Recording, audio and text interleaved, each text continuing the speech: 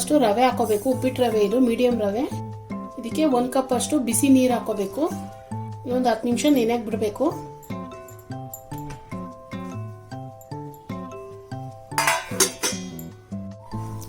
ಇದು ಒಂದು 10 ನಿಮಿಷ ಆಗಿದೆ. ರವೆ ಎಲ್ಲ ಸಾಫ್ಟ್ ಆಗಿದೆ. ಇದಕ್ಕೆ 1 ಕಪ್ ಅಷ್ಟು ಆಲೂಗಡ್ಡೆ ಬೇಯಿಸ್ಕೊಂಡು ಪೇಸ್ಟ್ ಮಾಡ್ಕೊಂಡಿದ್ದೀನಿ. ಇಲ್ಲ ತುರ್ಕೋಬೋದು, ತುರಿಲಿಲ್ಲ ಅಂದರೆ ಒಂದ್ಸತಿ ಮಿಕ್ಸಿಗೆ ಈ ಥರ ಅಂದರೆ ಪೇಸ್ಟ್ ಆಗುತ್ತೆ. ಪೂರಿ ಒತ್ತಬೇಕಾದ್ರೆ ಗಂಟು ಸಿಗಬಾರ್ದು. 2 ಹಸಿಮೆಣಸಿನ್ಕಾಯಿನ ಸಣ್ಣಕ್ಕೆ ಚಾಪ್ ಮಾಡ್ಕೊಂಡಿರೋದು ಹಾಕೋಬೇಕು. ಒಂದು 1/4 ಕಪ್ ಅಷ್ಟು ಕೊತ್ತಂಬರಿ ಸೊಪ್ಪು, ಒಂದು ಅರ್ಧ ಟೀ ಸ್ಪೂನು ಅರಿಶಿನ, 1 ಟೀ ಸ್ಪೂನು ಚಿಲ್ಲಿ ಫ್ಲೇಕ್ಸು. ಇದು ಒಣಮೆಣಸಿನ್ಕಾಯಿನ ಸ್ವಲ್ಪ ಬೆಚ್ಚಗೆ ಮಾಡಿಕೊಂಡು ಮಿಕ್ಸಿಯಲ್ಲಿ ತರಕಾರಿಯಾಗಿ ರುಬ್ಬಿರೋ ಪೌಡ್ರ್ ಮಾಡ್ಕೊಂಡಿರೋದು ಇದನ್ನ ಹಾಕೋಬೇಕು. ಒಂದು ಅರ್ಧ ಟೀ ಸ್ಪೂನು ಸಾಲ್ಟ್ ಹಾಕೋಬೇಕು. 1 ಟೀ ಸ್ಪೂನು ಜೀರಿಗೆ ಹಾಕೋಬೇಕು. ಒಂದು 1/4 ಟೀ ಸ್ಪೂನ್ ಅಷ್ಟು ಹಿಂಗ್ ಹಾಕೊತಾ ಇದ್ದೀನಿ. ಹಿಂಗಿಲ್ಲ ಅಂದರೆ ಅಜ್ವಾಯಿನ ಓಂಕಾಳು ಬರುತ್ತಲ್ಲ ಅದನ್ನ ಹಾಕೋಬೋದು.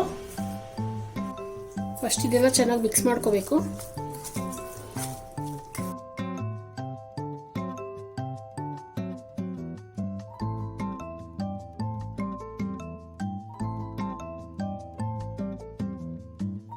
ಈಗ 1 ಕಪ್ ಅಷ್ಟು ಗೋಧಿ ಹಿಟ್ಟು ತೊಗೊಂಡಿದ್ದೀನಿ. ಇದನ್ನ ಹಾಕೊಂಡು ಹಿಟ್ಟು ಕಲಿಸ್ಕೋಬೇಕು. ಗಟ್ಟಿಗೆ ಪೂರಿ ಹಿಟ್ಟು ಕಲಿಸ್ಕೊತೀವಲ್ಲ ಅದಕ್ಕೆ ಕಲಿಸ್ಕೋಬೇಕು.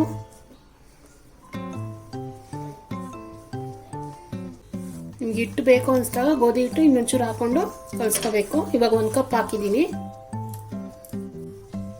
ಇನ್ನೊಂದು ಅರ್ಧ ಕಪ್ ಹಾಕೊತಾ ಇದ್ದೀನಿ.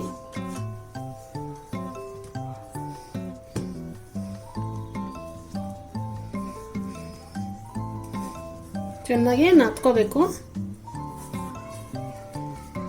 1.5 ಕಪ್ಪು ಗೋಧಿ ಹಿಟ್ಟು ಹಾಕೊಂಡಿದ್ದೀನಿ. 1 ಟೀ ಸ್ಪೂನ್ ಅಷ್ಟು ಎಣ್ಣೆ ಹಾಕೊಂಡು ಚೆನ್ನಾಗಿ ನಾದ್ಕೋಬೇಕು.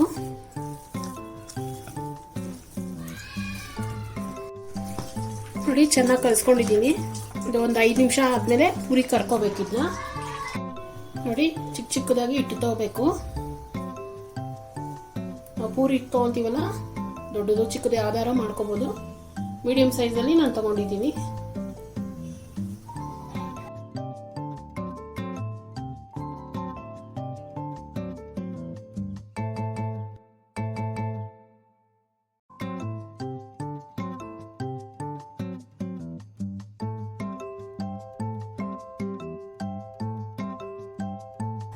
ನೋಡಿ ಎಣ್ಣೆ ಕಾದಿದೆ.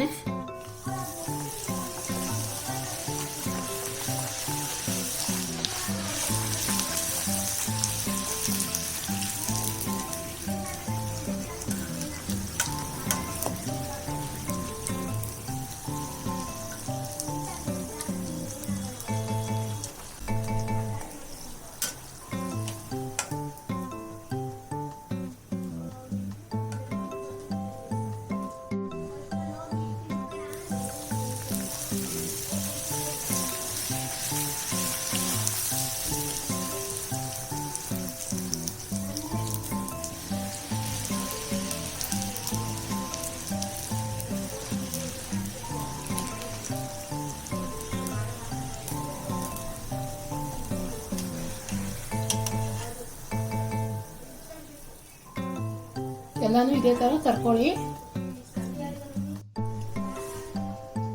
ನೋಡಿ ರವಾ ಆಲೂ ಪೂರಿ ರೆಡಿಯಾಗಿದೆ. ತುಂಬ ರುಚಿಯಾಗಿ ಬಂದಿದೆ. ಇದು ಡಿಫ್ರೆಂಟ್ ಆಗಿದೆ, ಬೇಗನೂ ಆಗೋಗುತ್ತೆ.